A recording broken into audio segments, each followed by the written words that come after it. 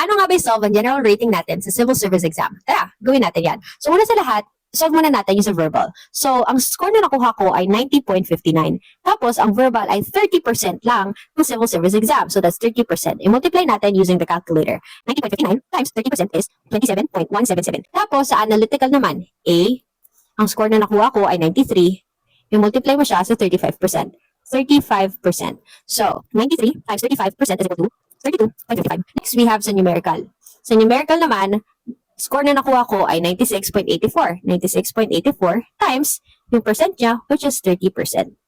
So, calculate natin 96.84 times 30%. Yan ay 29.052. And lastly, we have the general information. So, general information naman, yan ay 5% lang. Ang score na nakuha ko ay 86.67 times 5% is equal 86.67 times 5% is equal to 4.3335. Tapos, ipag-a-add mo lang tong lahat ng to. 27.177 plus 32.55 plus 39.052 plus 4.3335. Yan. Ang sagot ay 93.1132.